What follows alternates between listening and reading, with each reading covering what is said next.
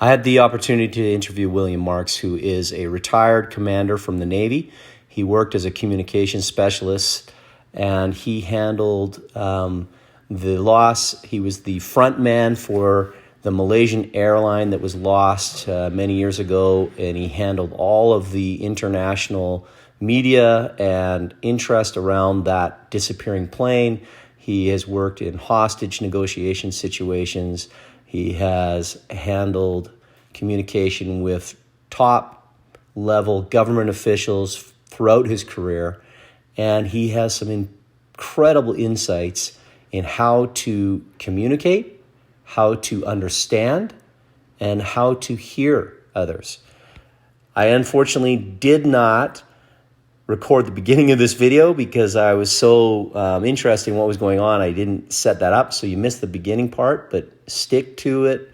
William has some incredible insights on ways that you can communicate better and be heard.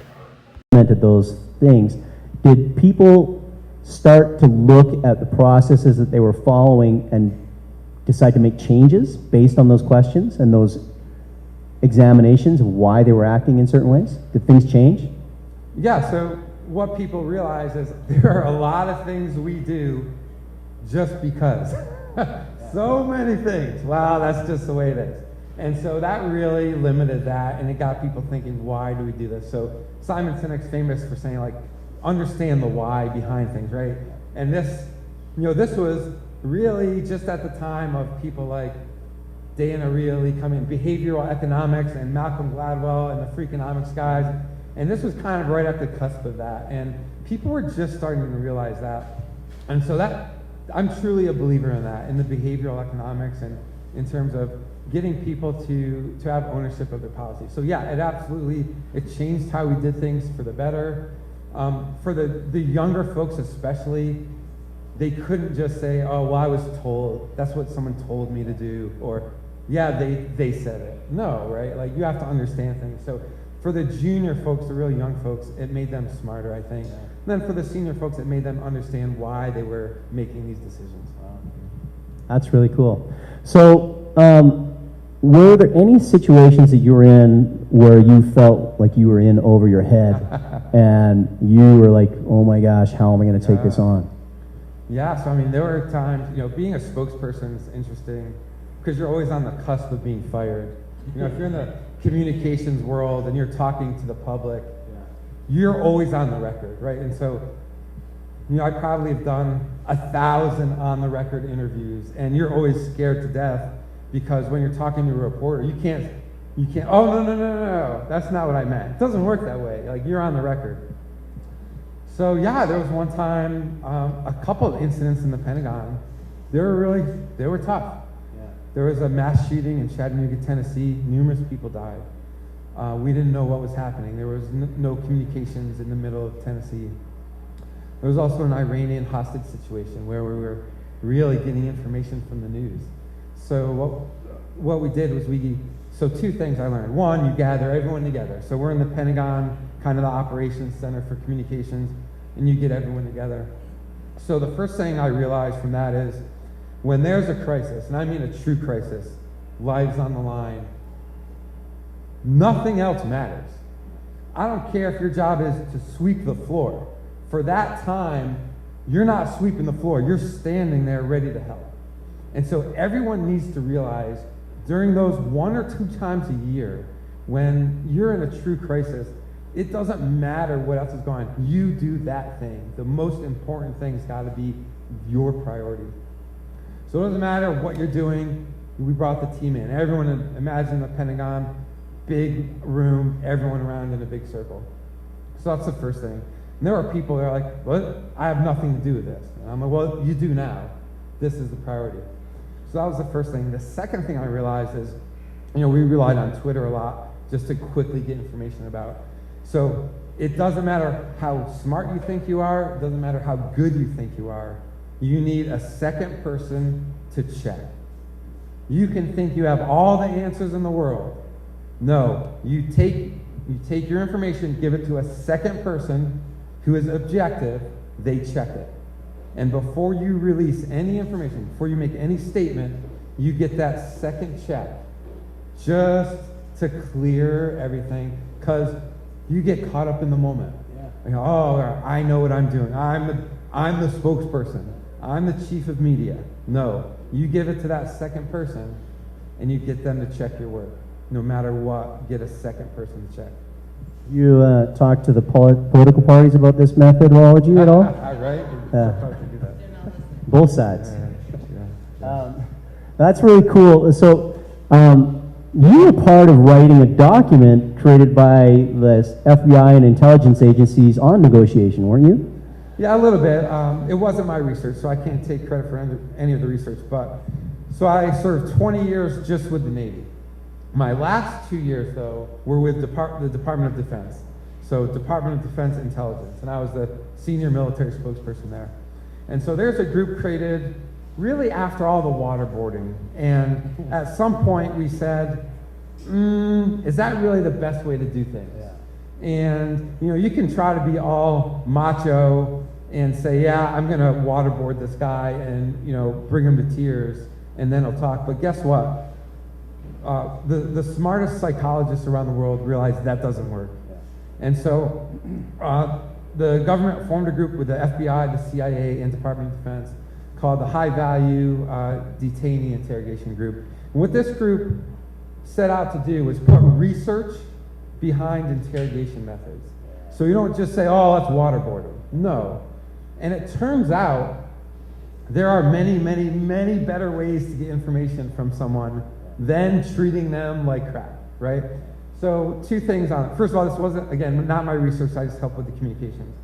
The second thing that's fascinating is we put this on the website. This is public information. You can Google this. So the research is out there. Yeah. So 2 things I learned, which I thought were fascinating, is you know, you're talking to someone, and it doesn't have to be an interrogation, just when you're talking to someone. This is probably good for relationships, like Lady J was talking about. So if you think someone's lying, interrogation. If you think someone's lying to you, you ask them very in-depth questions. Get them to tell all the background, all the history, because you can't really do that, right? So what they will do is they will try to meander and tell stories and go on tangents, and they will kind of do anything but tell you the answer. And then once they do all that spinning, you pause for a second and you say, okay, repeat that. And they can't do it because they were just meandering. They were doing anything other than to get you a straight answer. Okay. But a person who's telling the truth, they'll just say yes or no, right? They will give you the answer, and to them it's easy. It's a yes or answer or no answer. Then though, if you do ask them to expand on something, they can go into great detail. And they can tell you all the things, but after they have already clarified yes or no. And then after they tell you the story, you can pause, and then if you say, tell me that again, they'll tell you pretty much the same thing again. And so those are 2 kind of communication techniques as a listener that anyone can use those. So if you think someone's lying, and you ask them a yes or no question, and they go on this big long tangent, there's probably a reason. They don't want to tell you the simple yes or no answer. No, that took a long time to answer that, so I'm wondering if you're telling me the truth. Well, you have to have good stories too. Yeah. No, but so I was reading that document, and the thing that I really liked, have you read the book Crucial Conversations? Ooh, I don't think I have. So it's a really good book, and what it does is it tries to help people in the workplace to confront difficult conversations that happen without losing your cool. Right? So you can have a meaningful engagement over a difficult thing, right? Somebody comes in and says, you know, whatever that maybe would trigger you, you can then meet that person with an honest, engaging conversation. And one of the things that I really liked was how they define facts versus intelligence. Facts, you know they're real. Intelligence is what you think you know. It may not be real. And then having a very clear definition of that so that when you approach that person you're negotiating with, you create a profile and you would pick the person you thought would match best with whoever that person was that you're negotiating with. Yeah, I like that. So I approach conversations, and you have to realize everyone has a background they're bringing with them. It could be that morning they spilled their coffee, their child was late for school. It could have been 10 years ago. Whatever that is, there's a background before any time you have this conversation. So what I do is I try not to say, okay, you are this, you are that. What I try to say is, how did you get to this point? Whether it be good or bad. And I say, all right, what led you to this? So that you're now at this point in this moment in time. A lot of those are good. Maybe your upbringing, maybe advantages, maybe your education. And all that has led you to this spot in your life. But also, those may be traumatic too. That could be your childhood, that could be relationships. But whatever it is, those things have informed where you are at this moment in time. So try not to say, oh, you're this, you're that, you're right, you're wrong. Try to understand the things that led them to this point, and then you will better understand where they're coming from. Because there's an answer, but then there's always the background behind the answer. And until you understand that, you're not going to truly know the person and why they're doing things.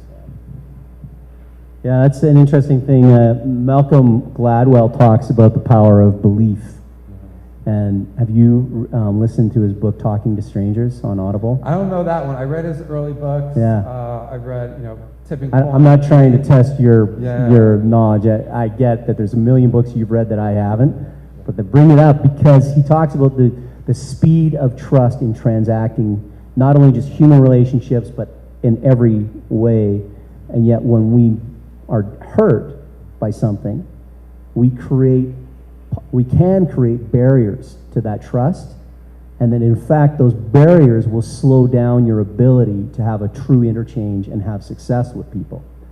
And the payout for just trusting everybody and acting with trust is far higher than the payout of distrust. So when you meet somebody that you don't know or you're not sure how to engage, come open, and you will have a better exchange most of the time. That being said, that was a long way to getting to what I want to get to. With you on that concept, did you find that you have had to adjust within yourself your assumptions of people and how you meet them as you've built this career? Yeah, absolutely. I've tried to do that to the best of my ability my whole life. And I've always said, my job was to talk and to communicate. And what I realized was, the less you know, the more you want to say.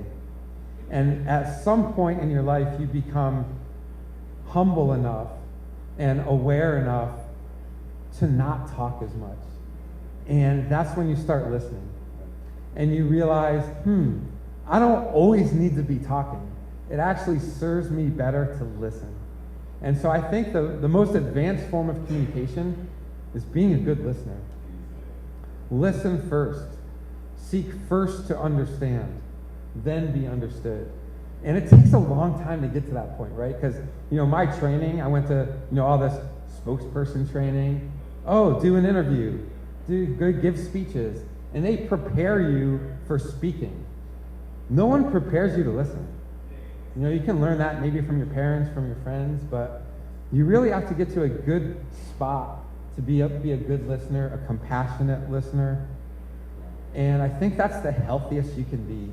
When you can, do you ever see you're talking to someone and it's really meaningful to you and you're trying to really get your point across, and you can see the hamster wheel turning.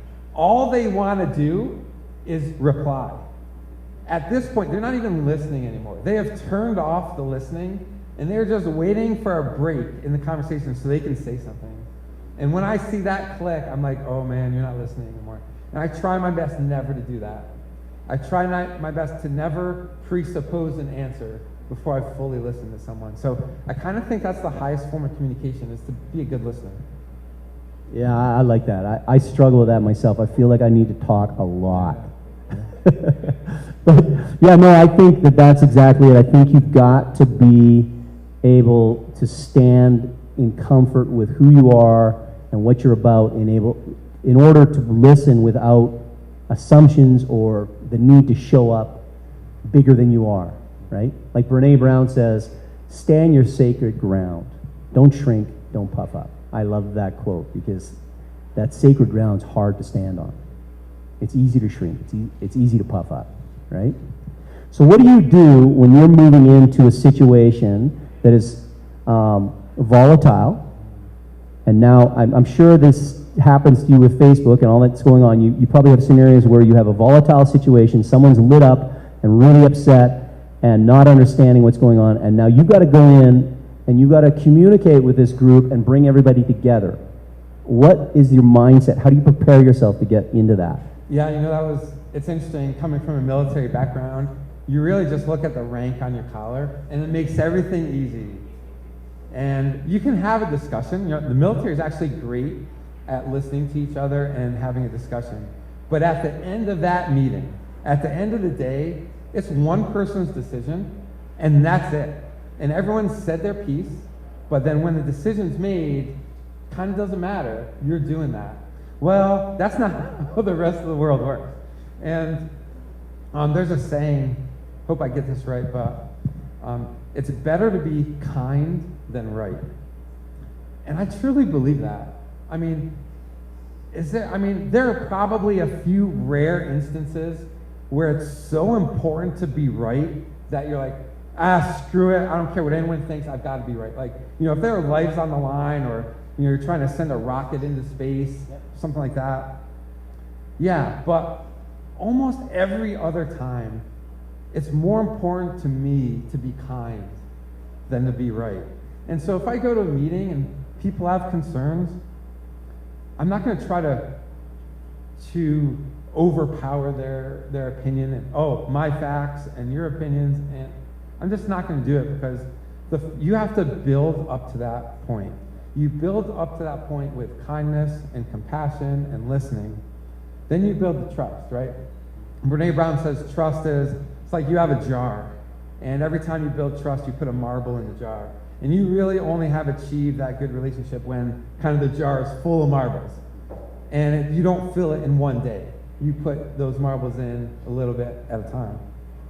And so when you go into that situation, you're like, what's my jar of marbles look like, right? It may be you have a full jar of marbles. And then at that point, you can be more candid and frank and kind of sit down, because you have this jar full of marbles that you've built up of trust. But most times it's not like that, right? Like most times, you may not know the people. You may not know them really well. You may not have no marbles in that marble jar. Well, at that point, it's better to be kind, compassionate, listen. It's better to do that than to try to prove your point and be right. You can always do that later. You can do that, you can send them an email. But at the time, it's more important to build that relationship, and you do that by listening. Yeah, that's really great advice. So I'm curious about how you got into this position where you're this communicator. Was there something in your life where you kind of knew that this was what you were going to do, or did you stumble into it and discover this about yourself along the way? What was the process? Yeah, so there are I'll pick out a couple moments. The first one is I started navigating ships. And wow, that is such a thrill, a rush. If you're on a cruiser, a Navy cruiser, you're about 60 feet above the water in this 600-foot long ship, and you are in control of that ship. And it's very humbling, but it's really a rush to do that. And so I did that for a few years. I was lucky enough to be named the Atlantic Fleet Ship Handler of the Year when I was doing that, and it was just super fun. I then got a job at the USS Constitution, Old Ironsides in Boston. That's the Navy's ceremonial wooden sailing ship. It's still there. And at that time, I did a lot of speaking engagements and things like that, and I said, I think I have a talent. I think I can take complex concepts and explain them really well in a friendly manner to people, in a manner that keeps them interested. So I asked the Navy if I could transfer from ships to communications. And so the Navy said, yes, you can do that. They sent me off to get a master's degree. So I have a master's degree in mass communications and media studies, which essentially is communications planning, strategy. It ended up that my expertise was in media relations, so as a spokesperson. But I think it's to recognize your talent, and that's what I would tell everyone is really sit down and ask what you're good at. So ask yourself, what are you good at? What do you enjoy? Sometimes those aren't the same thing, right? Sometimes you have to forego one of those, right? But man, if you can ever get those to match, that's pretty special. I'm like, I have a gift for drug abuse. I could be an excellent junkie. Do you enjoy it? Is that? No, it doesn't do well. So yeah. So at that point, that led me to a career in communications. So then I finished my 22-year career, and I said, you know, I don't want my whole life to be the military. It was a privilege to serve, but I always thought there was more than that. And a lot of times in the military, you see people, they retire, and then like the next day they're back, like as a government contractor. And I didn't want to, I'm going to do that for 20 more years, and now I'm 60 years old, and all I've ever done was the government and the military. And I didn't want that. So I said, let me see what's out there. And this was the hardest thing. So I now do training and mentorship for veterans making that job transition.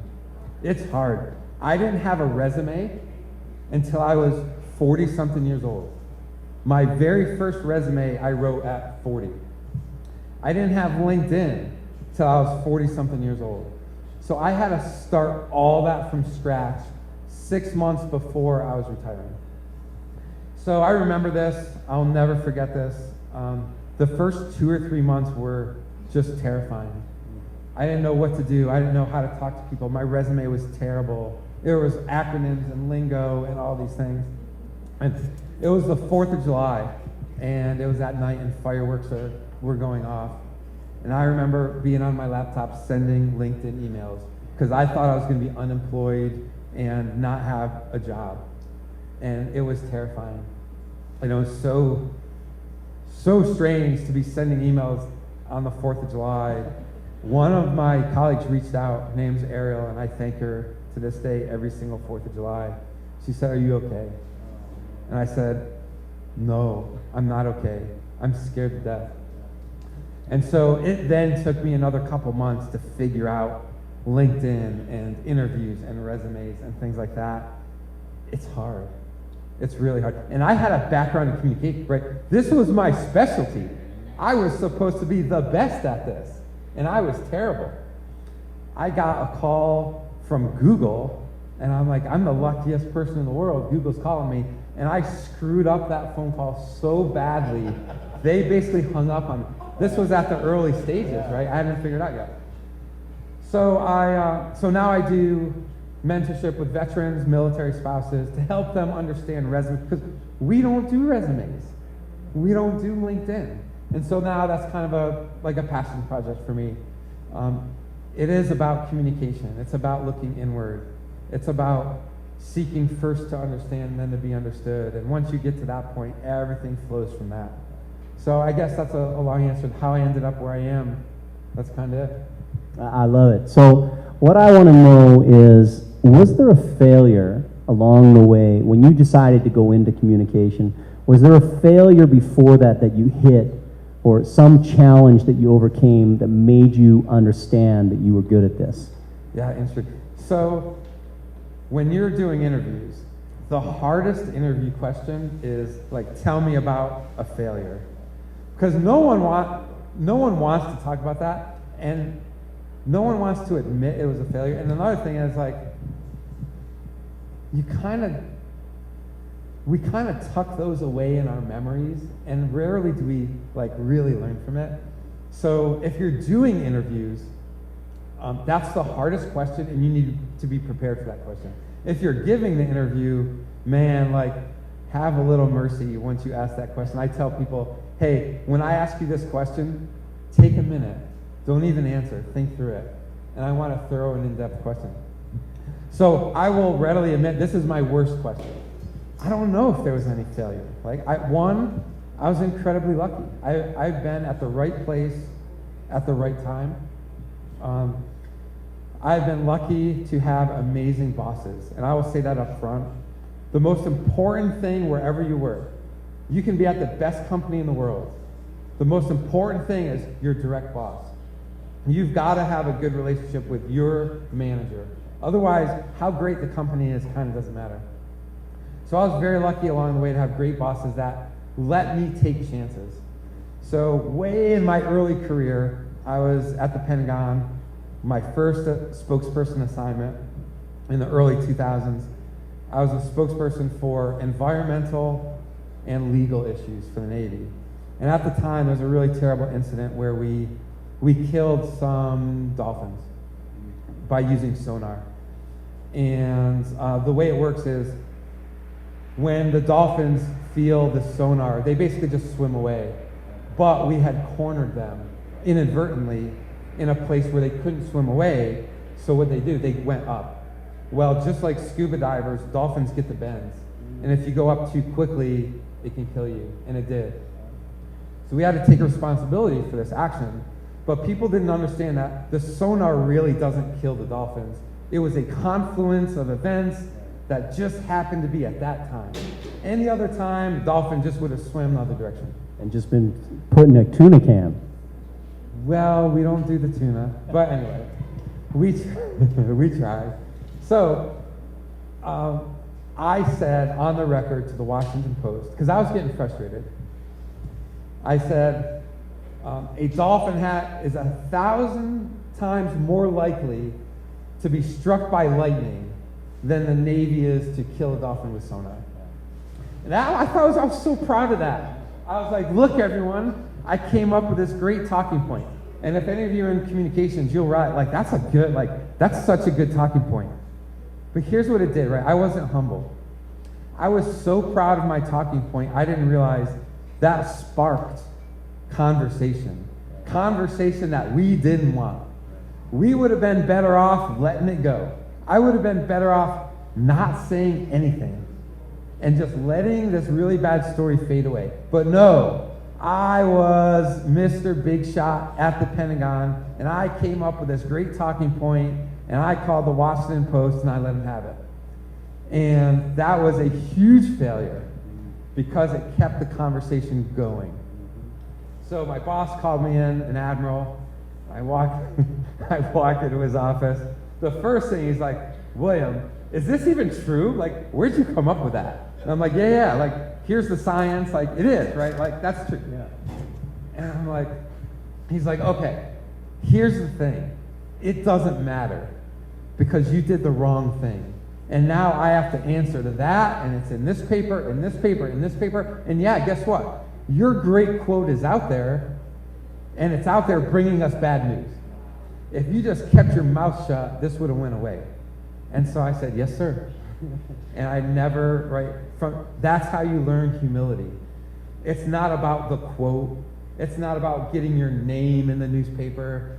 It's about doing what's best for the organization at a strategic level. And what was best was for me to keep my mouth shut. And so now I'm good at that. Not during this conversation, but normally I'm pretty good at that. Yeah, no, I'm grateful that you're able to talk for me now. But yeah, so from that, like, because you said you made that rule that you always have somebody else check what you do. Did that come from that? No, the rule came after that, right? No one checked me on that one. Okay. I just let it That's fly. what I mean, is I was like, Yeah. did you develop that rule and you were like, holy, this is something I got to cover my ass on? It took me about 10 years to figure that out. That's fast. It took me like a long time. I'm still working on my stuff. Yeah, good for you. All right, well, I got more questions, but I'm just wondering, we got a lot of people here. Are there people here that have questions that you'd like to ask William about what he does and how he kind of got this mindset of communication? Samantha really, really is dying to ask you questions. She put both hands up. Okay, Phil. So I like all the stuff you've been saying. Awesome, kind of all the same things that you. We feel very good. But with it, you talked about you meet somebody, you kind of have something going on. You're like, what got you here? Like, why are you acting this way? Why are you doing this? What got you here? Do you ever do that to yourself? I love that question. So if you didn't hear it, he said, you know, I try to look at people and ask what led them to that point. And he asked, have you ever done that to yourself? I only did that beginning probably 2 years ago. And so that's a long time to not do that. And I was in a relationship, and I broke up with a person who is an amazing person. And she asked why, and I said, no chemistry. That's the most BS answer ever. Like, what does that even mean? And then she said, no, why? And I said, wow. So I thought about it for a long, long, long time, and I traced it back to my childhood. And that's where a lot of things come from.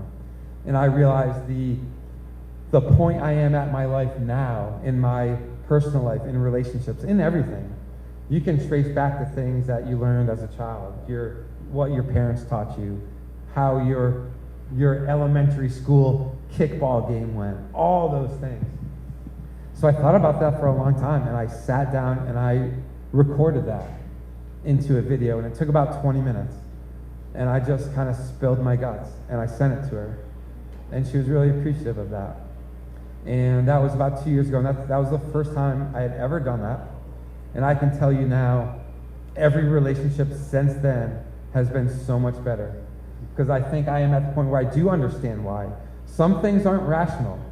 Some things we think, oh, logically I'll do this, but some things just aren't.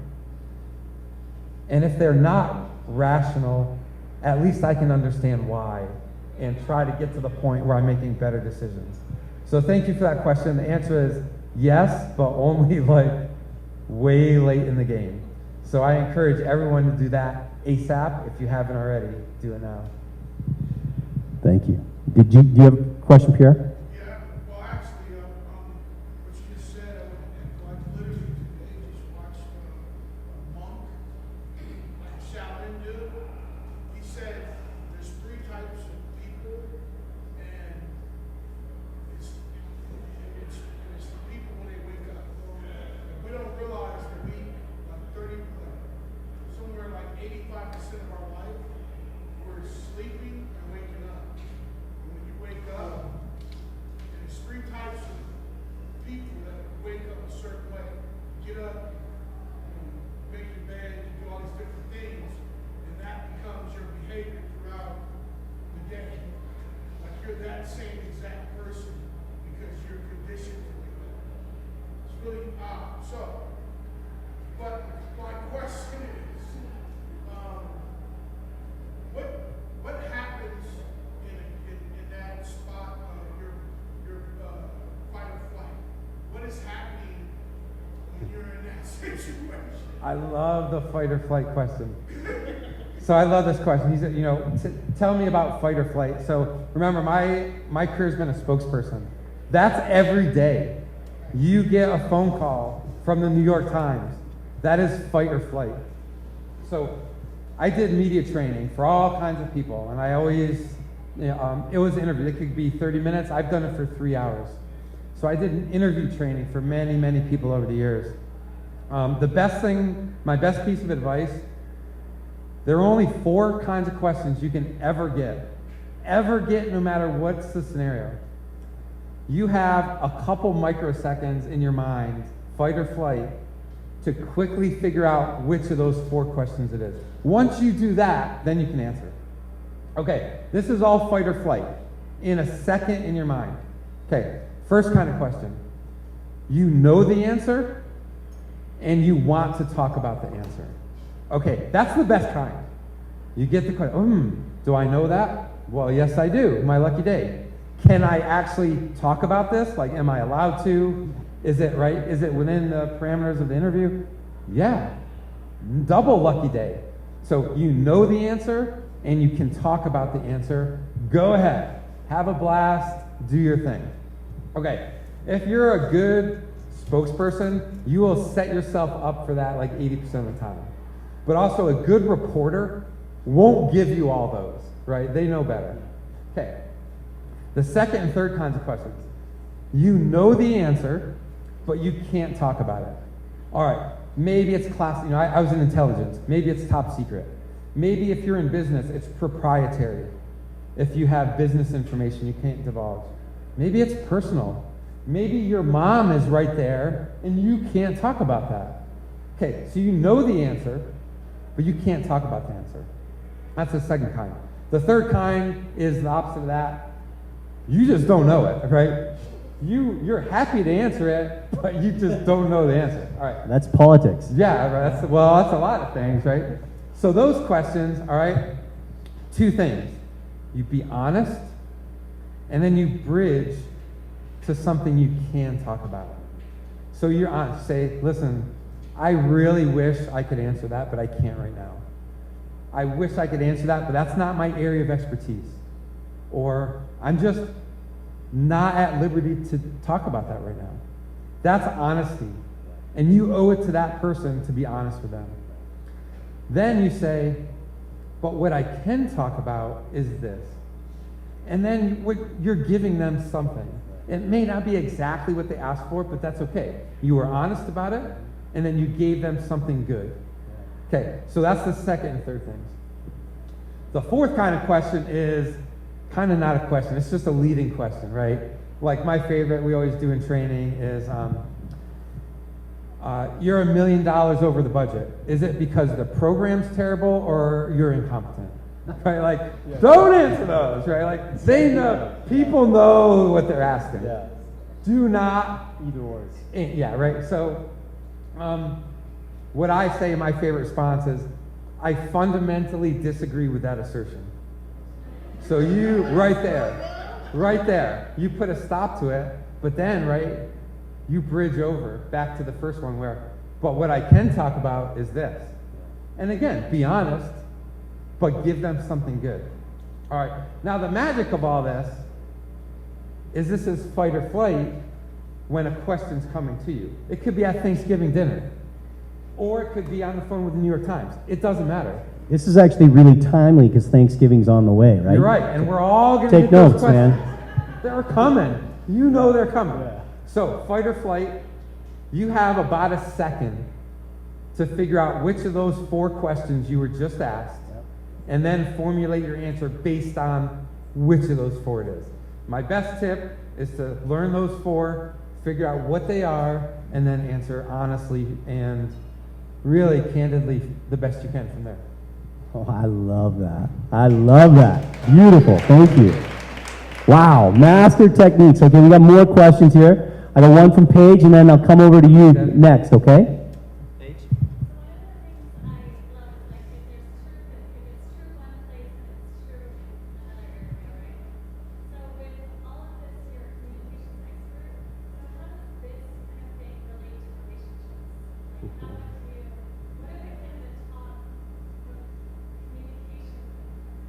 Right?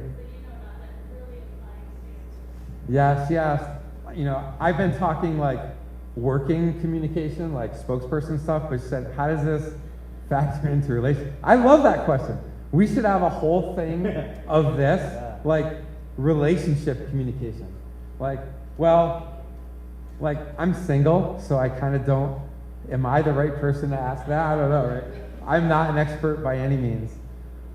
You've been an expert enough to stay single. I wasn't that much of an expert.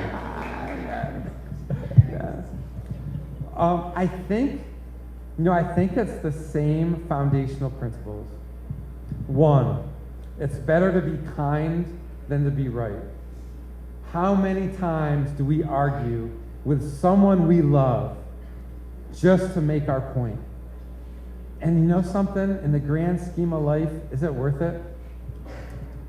Or is it more important to be kind and compassionate to them? I would say the first, right? The second thing is just listen. And it's so hard. I know people are always like, oh, yeah, I listen. Really, though? Like, did you really listen? Did you understand where they're coming from? Their needs, their desires? What brought them to speak that to you? And that's so hard. It's so hard because we all want to tell our story. And we all want to be heard. But if you want to be heard, you should understand that your partner also has this desire to be heard. And if you're truly a giving, caring person, you're going to want to listen and make them feel heard.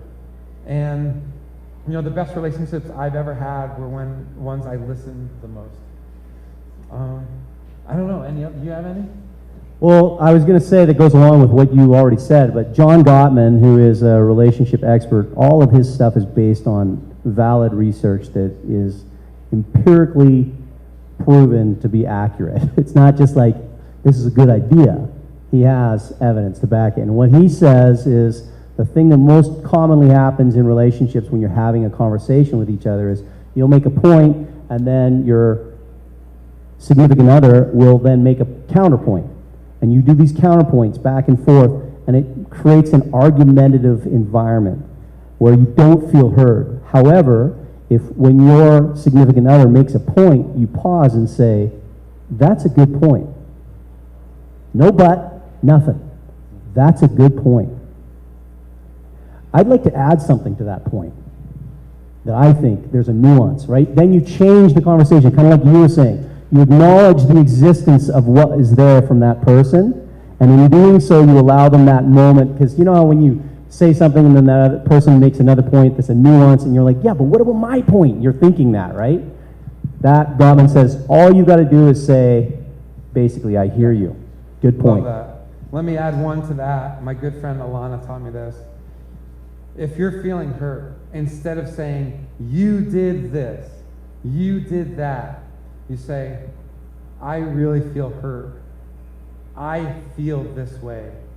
And if the person cares about you, they will understand that their action had an impact on you. But you're not accusing them.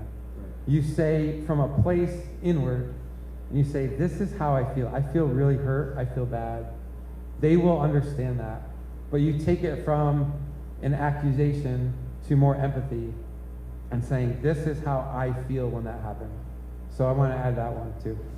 I used to always say, this is all your fault, and I'm divorced. I didn't say that. That's I remember, so I got married way too early when I was like 21 years old, I got married way too early. back.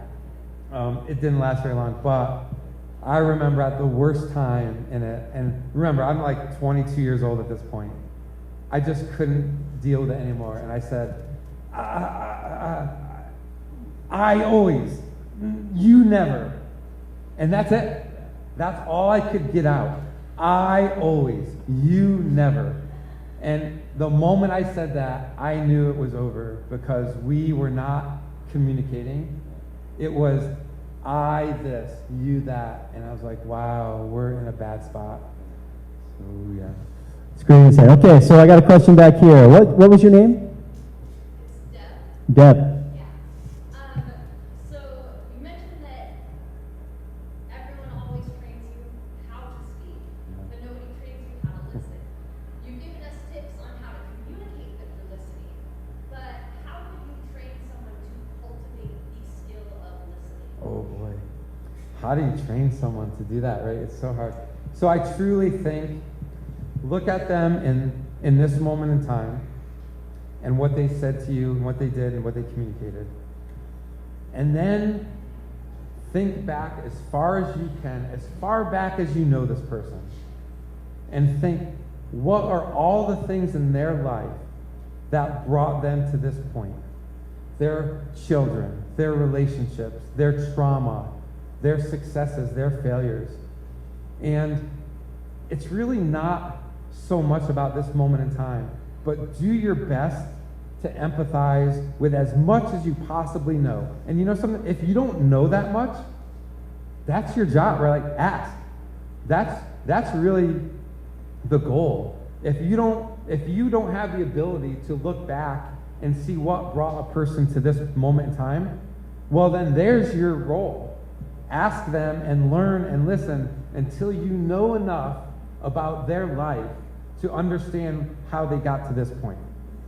My worst relationships were when I did not do that. And I said, you are doing this right now and it bothers me. My best relationships were when I said, okay, I understand all of these experiences have brought you to this point, and we are now in this moment together. How can we solve this? So that's my answer, is to look back as far as you can. Yeah, thanks. Yeah.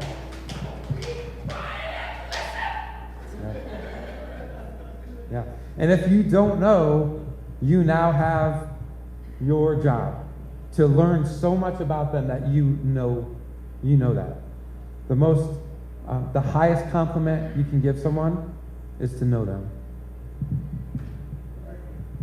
Wow. Wow, come on, listen to that. Yeah. I don't want to say anything stupid. I'm just going to keep quiet and ask for the next question. Ivana.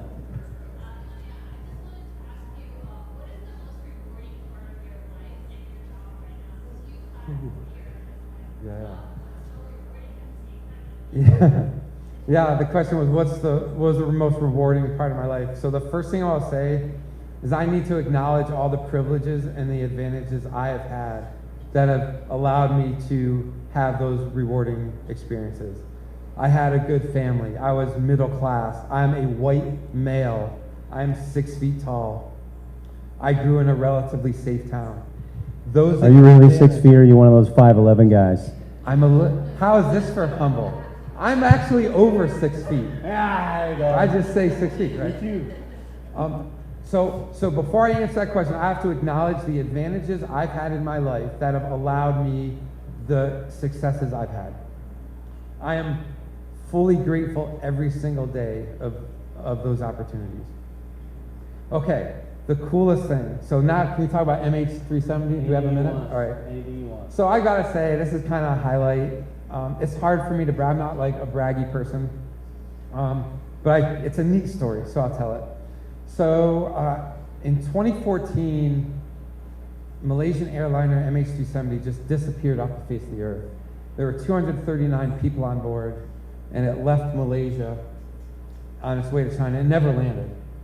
And the world was kind of captivated by this. And it's like, how do you lose an airplane? Like, this is modern times of radars and things. And where does the airplane go? So, but it turns out the Malaysian government was really embarrassed. They lost the plane. The Chinese government was also embarrassed. It was their people, and they didn't have an answer. But the Navy sent a ship to look for any survivors. And I was the communications director for our Asia Pacific fleet from Hawaii to India. So I went to my boss and I said, there's really a desire for someone to tell this story. I don't know what happened to this plane, but can I tell what we're doing? Can I talk about the heroic efforts of the Navy? And he said, yeah, go for it. This was a 3-star admiral. And this is where I've been very lucky in having good bosses. So he said, yeah, go for it. So I called up my good friend Courtney Cuby at NBC, and I went on NBC Evening News, and I gave an interview about what we did. And this was national news. And so that went on, and it turns out I was the only person in the whole world giving interviews about this thing. So after that, all the other reporter friends called me. And so I went to my boss, and I'm like, hey, listen, we have an opportunity. There's risk. There's a lot of risk. But there's an opportunity also. The opportunity is to tell our story. The risk is that I messed it up in horrific fashion, and I embarrass us all. So again, my 3-star, he said, yeah, go do it. Over the next 30 days, my team and I did 182 live on-the-record interviews. This is national level. So Wolf Blitzer would call me in the morning. Anderson Cooper would call me, and we would just do these interviews. And I would do, so Japan is 12 hours ahead of the East Coast. So for their evening news, it was like 5 in the morning to me. And so I would do those morning interviews, and I would take a nap. Then Europe would roll around, and like BBC would call me. So I took a nap, and I woke up in the afternoon and did Europe. And then I took a nap, and then the time zones went to Asia. And then all the Asia channels would call me. And so I was going on this cycle of like little naps. But, the team won an award. Sounds like a Seinfeld episode. You could probably. I was sitting at my desk. So imagine me on a ship. So I'm on a command ship with all the satellites and everything. And I'm at my desk like this, like so tired. And I told Wolf Blitzer, I said, I'm not doing it. I'm not waking up at 4:30. I can't do it. He said, all right, listen. I'm going to call you. If you happen to answer, then you answer and we'll do it. If you don't, you don't. So I have this voice, I saved it. I have this voicemail from Wolf Blitzer, and it's like, William, wake up. I know it's 4:30 in the morning, but come on, pick up the phone. So I have this voice, I still have it, it's on my computer somewhere. But that was, I was really proud of that. I was proud not for the outcome, but I was proud that my boss gave me the chance. He trusted me, he weighed the risks, and he weighed the rewards. And he said, William, I trust your judgment to do this. I know full well you're going to be on national TV and you could totally goon this up. But, sometimes you got to take that chance. And he did, and he trusted me, and it worked out. And so that's kind of the highlight. I love that story. I kind of relive it a little bit. It's a proud moment, not just for me, but for the whole team. And so, yeah, I'll call that one of them. Thank you. That's a great story. So, what time do we have? I have no idea what time it is. 8:45. Okay, good. We got time for some more questions. Any more questions? Okay. Let's go with David, and then we'll go to you, Adam. Okay, just a two-part question, because the books you're reading give me very important things. Give me one person that was pivotal to, like a mentor. The advice you got from your best mentor, number one. Number two, one book that has had a great impact on you. Yeah, those are great questions. One, Thank you. your mentor and what did they tell you, and the second is a book. So there's a story, and I'm getting into this long circuitous answer because I don't have a good answer. So going back, This is a lot. this is a long one because I don't have a good answer. So I get to the Naval Academy. I'm 18 years old, and the Naval Academy is a big leadership laboratory. They put you through every leadership scenario they can to test you. But some of it is just write down your goals and things like that. So the question, I remember writing, it was a piece of paper, and I had to write down who is my hero, who is my mentor. And I didn't have one. I literally left that blank, and I was embarrassed of that. I was so embarrassed that I didn't have a hero or a mentor. As soon as I could, I went out and I got a tattoo. I was in the Navy, but I only have one really small tattoo, and you can't see it either. But the tattoo is Superman. And the reason is I needed something to look up to. And I didn't have that as a father figure. I didn't have that as a mentor. I was just kind of on my own. And I said, well, if I have to make one up, I'm going to make up a good one. And so I said, well, from now on, if I don't know what to do, I'm going to ask, what would Superman do? And so I went and got a Superman tattoo. So here's, this is a vulnerable, I haven't told this to hardly anybody, but, so the Superman tattoo faces outward. And so if you're looking at me, you can see Superman. But I'm going to get another one. And I'm going to take the Superman tattoo and I'm going to turn it upside down. That one is for me. And so when I look at it, I see it the right way. And so I'm going to end up with two. One is for everyone else. And that's what I want to do to make a difference in the world. But the other one I'm going to get is going to be for me. And that's going to be pointed toward me. So I don't know, I'll let you all know when I get that. The book, all right, man. So many good books. I mentioned before, I love behavioral economics. I love Dan Ariely. Malcolm Gladwell is kind of pop culture-y. There's more of a academic. His name is Dan Cialdini. I think his book is The Influence of Persuasion, maybe. That's a phenomenal book. So I would recommend to anyone, study behavioral economics or behavioral psychology. It makes you understand why people tick. Why do we do things? What are our biases that we run across? There's big things and there's little things, right? The fascinating ones are the little ones, right? Like, you put a tray of cookies out, 2 trays. One tray of cookies has like 20 cookies on it. You put a tray of cookies right next to it. There's only 1 cookie on it. You ask people which cookie tastes better. They'll all say the tray with no cookies because they perceive exclusivity and scarcity. But they're the same cookie. Our mind plays thousands and thousands of tricks on us all the time.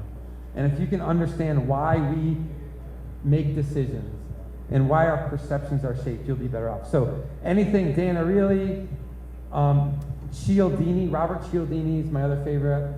The other one I'll throw out there is so old school, it's ridiculous. But really, read 7 Habits of Highly Effective People. Like, that's 1,000,000 years old. And I know Utah is like a Covey state, but when I read it, I was in Annapolis.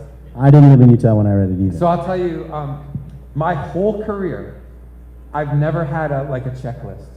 So if you're in the military, you're figuring like people walk around with these binders. You'd be in the Pentagon, and there are guys walking around with big binders of stuff. They love binders. We love checklists, right? If anyone loves checklists, it's the military. But somehow my whole career, I never had a checklist, and I've managed to do okay. But what I did is, if you read Covey, he kind of stole this from President Eisenhower. So he takes the quiet, right? So what I did was I took a blank piece of paper, and I folded it into 4. And so this is just one piece of paper I put in my pocket. That was it. The upper left was important and urgent. Like, you got to do this now or else you will fail. Do it today. Those are important and urgent. The next one is, it's important, but kind of like long-term, not urgent. Now, if you're smart, that's what you're going to work on. Important, but not urgent. Because that's when you do your best thinking.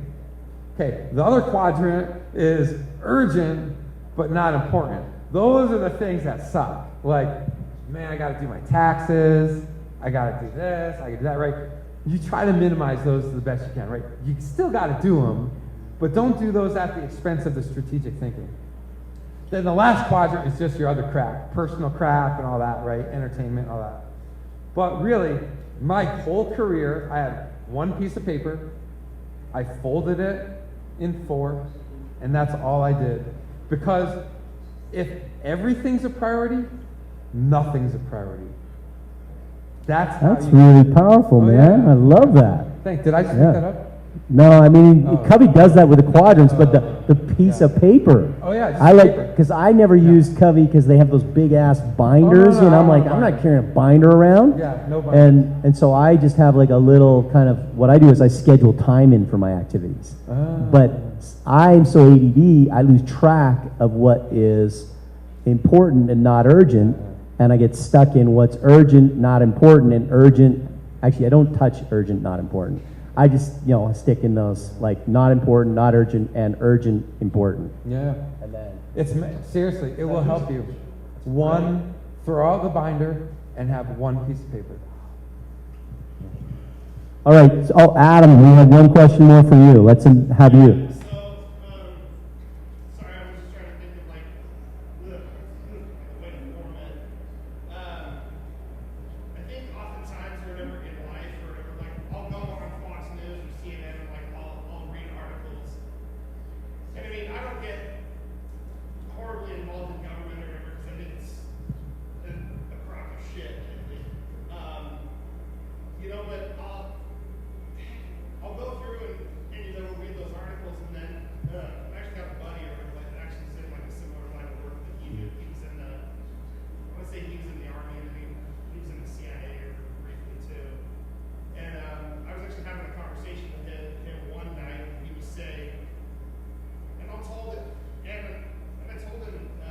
that same thing, that I'll go read articles just to keep up to date or like what's going on. And he was telling me that, if something seems wrong or whatever in those articles that you read, like if your conscience is saying, this, like this doesn't seem right, he was saying that it's probably true or that it's not right. Yeah, so just kind of translating that over whatever to like the communication thing. I honestly feel like I'm one of those people that, that I'm nice to everybody. And then that honestly kind of leaves me at a disadvantage because sometimes, then I get taken advantage of. Yeah. Because I'm such a nice person. So I'm just wondering whatever similar to those articles or whatever that my friend was telling me that I was reading and I wasn't feeling right, whatever morally. I'm just wondering if I wanted to have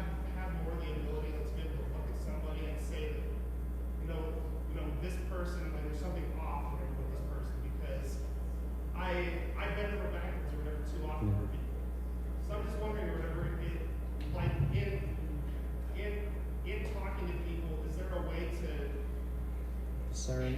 develop more of a compass to know like there's something off of this. Yeah, so interesting. So many ways to go with that question. I got answers, but I want Okay, I'll be quick and I'll turn it over. So my first thing is about relationships and being a good, solid person. I tried to be a good human being, and that doesn't always connect with people. And I think you feel the same way, right? Here's my answer. You don't need to connect with every single person. You just need to connect with one person, and that's your person. And there are a few of those. There's not just one soulmate, but you don't need everybody. You don't need millions of fans. You need one person, two people. You need to find those people who get you. And it may take you years and years and years, but you'll find that person. And when you do, you know it. You're like, that's my person, and you get it. The other people kind of don't matter all that much. So keep the faith, and remember, you just have to find your person. Stay the course. Other quick thought about news and stuff is, seriously, I would recommend to everyone, take 15 minutes a day and meditate. In silence, turn the lights off if you need to, turn the TV off. You can sit, you can kneel, whatever it is. 15 minutes, quiet time on your own. Watch how much that calms you down. Watch how much perspective that brings you. Watch how much peace that brings you. And I think like everybody's, oh yeah, but really, like, do you really take 15 minutes of your day in complete silence?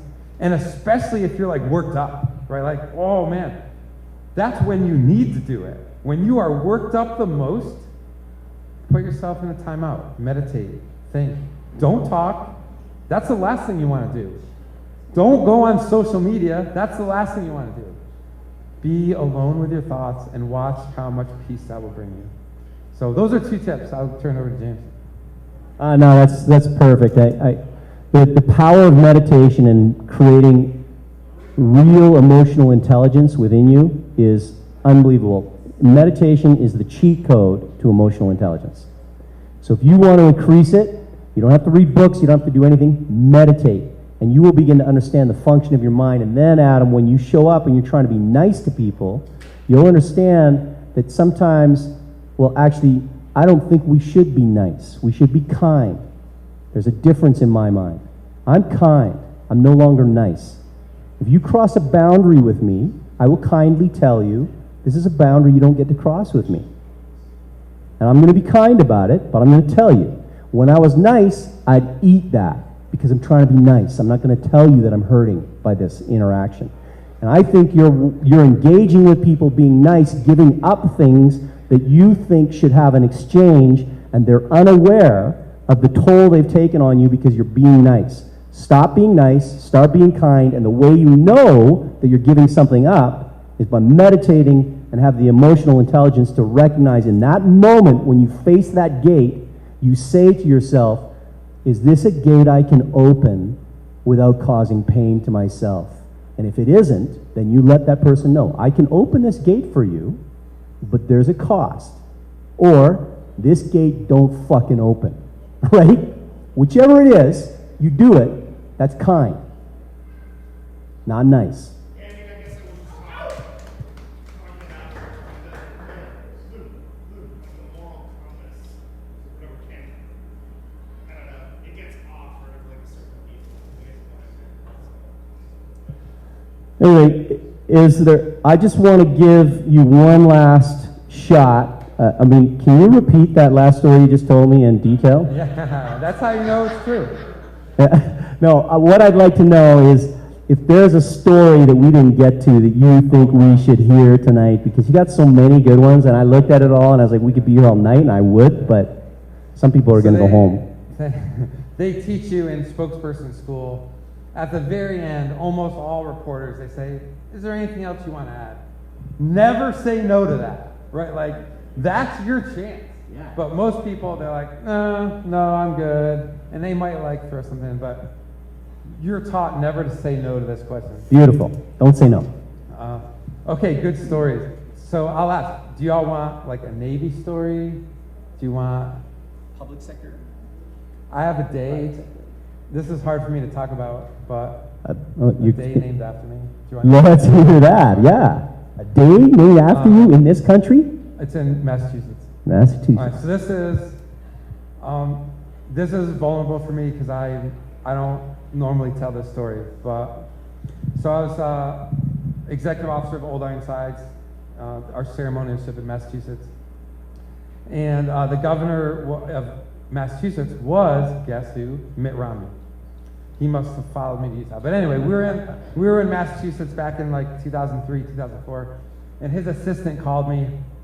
He's like, William, I work for the governor, and he really, really, really wants to do a ceremony by your ship. It's majestic and beautiful, and he wants to do this ceremony.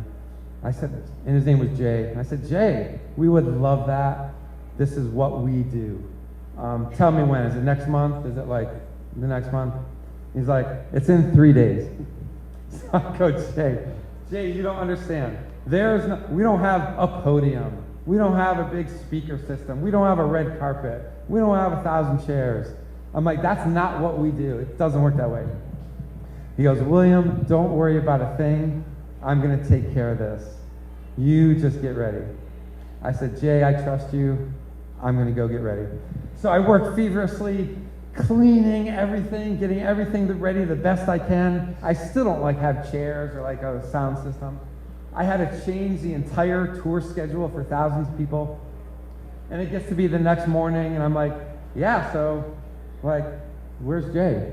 So I call Jay, and I'm like, Jay, it was 3 days, now it's 2 days.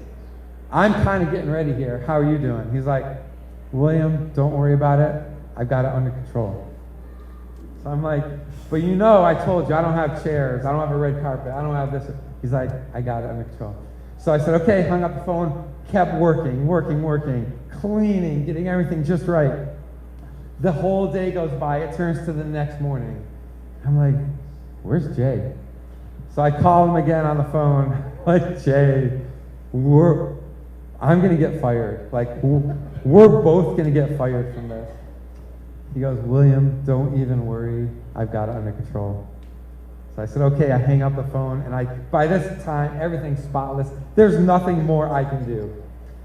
It gets to be the next morning, and I'm pretty much writing my resignation for complete failure of this whole thing. And I look out my window, and this massive tractor-trailer truck is driving in, and it pulls up right next to the ship. Huge truck. The back of the truck opens, and hundreds of prisoners run out of this truck. And I have never seen people work as hard and fast as those prisoners. I mean, podium, stage, lights, it was a blur.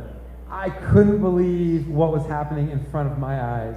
They did this entire thing in a couple hours, then packed it all up, and then drove the tractor trailer away. Mitt Romney comes, does this ceremony. It's like the best ceremony ever. I am there, my jaw. I'm like, I can't believe this just happened. So it goes by, and I went to his office. I met the governor, and he thanked us. It was really special. And, when you leave the job, they usually throw like a going away party for you. And lo and behold, guess who shows up to the going away party? Jay. And he's late, of course. And I'm like, hey, I'm some prisoners. I'm glad, yeah. And he goes, hey, I want to show you something. And he unscrolls this thing, and he says, today is William Marks Day. And Governor Romney made it William Marks Day in Massachusetts. And I still have that on my wall, and I was pretty proud. That is so cool. That is cool. And, so I just want to say that I think that is an indication of the level of service that you provide. I've been your buddy for a short time, and you have served me as a friend above and beyond what I felt our bucket, our little bottle of trust, had been filled. I haven't even thrown a marble in, and you were just diving in and helping me out and leading with that kindness.